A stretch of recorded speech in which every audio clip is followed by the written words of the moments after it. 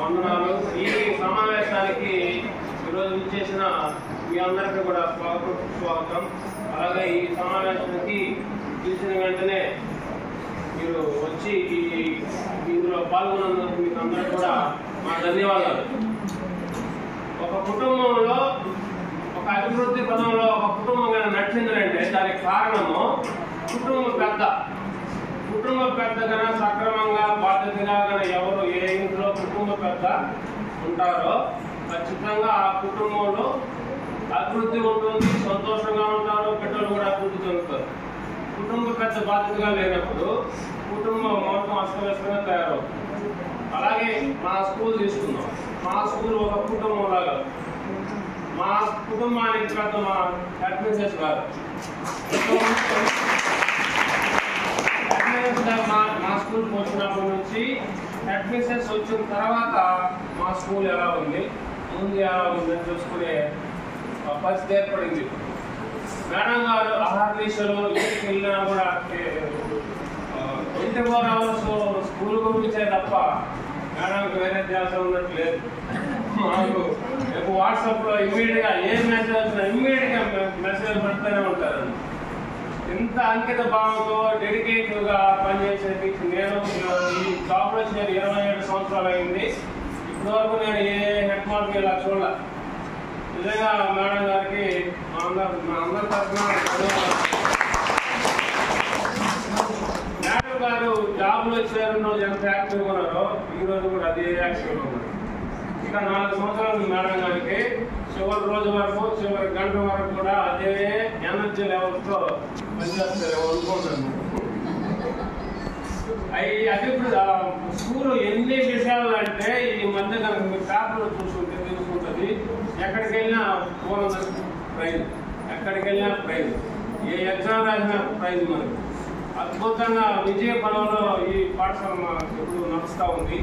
మీరు ఒకసారి పేపర్లో చూసి తెలుస్తుంది. వాట్సాప్లో కూడా క్లాస్ టీచర్స్ వాట్సాప్లో పెడుతున్నారు. ఎప్పుడెప్పుడు డెవలప్మెంట్ యాక్టివిటీస్ అంతా కూడా పెడుతున్నారు. అదంతా కూడా సురేష్ సార్ చెప్పారు, మేడం చెప్పారు. వాటి గురించి మళ్ళీ చెప్పాల్సిన అవసరం లేదు. అయితే ఈ టెక్నికల్ ఎడ్యుకేషన్ ఇప్పుడు సురేష్ సార్ ఇక్కడ చూడండి, అక్కడ కంప్యూటర్లు అక్కడ స్క్రీన్ మీద వస్తుంది. గతంలో ఏంటంటే ఏదో పుస్తకం ఎత్తుకొని చదవడం, బోర్డు మీద రాయడం, చెప్పడం. పిల్లలు ఎంతసేపు వింటారు, చూస్తారు 10 నిమిషాలు. ఆ తర్వాత ఆటోమేటిక్గా వాళ్ళ ఆలోచన వేరే వైపు.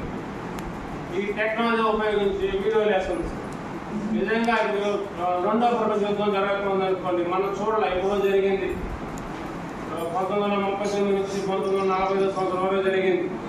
అది వీడియో రూపంలో ఇప్పుడు చూపిస్తారు. నిజంగా ఆ యుద్ధం ఎలా జరిగింది ఇప్పుడు చూస్తున్నాం. సో ఇలాంటి సన్నివేశం ప్రతి సబ్జెక్టులో కూడా ఈ రూమే కాకుండా మిద్ది మీద ఇంకొక రూమ్ అరేంజ్ చేస్తారు. మేడం గారిని ఒక సపరేట్గా ఒక రూమ్ అడిగినా ఇచ్చారు. ఆ రూమ్లో కూడా మళ్ళీ ఇదేలాగా ప్రాజెక్ట్ ఉంది. అక్కడ మళ్ళీ చదువులో వేరే సబ్జెక్టులు మ్యాథ్స్, ఇంగ్లీష్ లెసన్స్ అక్కడ వేస్తున్నాం. ఇంకా సైన్స్ ల్యాబ్లో టీవీ ఉంది, పెద్ద టీవీ. అందులో మళ్ళీ అక్కడ science lab, science madam sir Telugu Hindi అక్కడ, హిందీ సోషల్ ఇక్కడ వేస్తారు, తెలుగు సైన్స్ అక్కడ వేస్తారు. మ్యాథ్స్ ఇంగ్లీషు పైన మిద్ది మీద రూమ్లో వీడియో లెసన్స్ చేస్తున్నాం. ఇంతకుముందు ఎప్పుడు లేని విధంగా ఇంటర్నెట్ తీసుకున్నారు. ఇద్దరు సాగంలో 6,000 కట్టి 6,000 కట్టి ఇక్కడ ఒక కనెక్షన్, అక్కడ ఒక కనెక్షన్.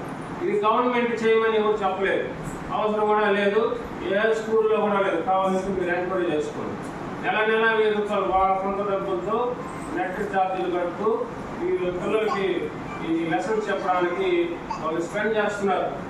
సో ఇంత అంకిత భావంతో మేడం గారు ఎలాగైతే మమ్మల్ని ప్రోత్సహించి, మేడం గారు ఏంటంటే ఇప్పుడు పనిచేసే టీచర్ని మంచిగా అప్రిషియేట్ చేస్తారు. కష్టపడిన వాళ్ళకి ఎంకరేజ్మెంట్ ఇస్తారు, అభినందనలు తెలియజేస్తారు. అలాంటి వాళ్ళు ఇంకో మంచి పని చేద్దామనేసి ఎంకరేజ్మెంట్ అనమాట. కష్టపడే వాళ్ళు ఇప్పుడు మనం ఎంకరేజ్ చేయాలి, వాళ్ళు మరింత కష్టపడతారు.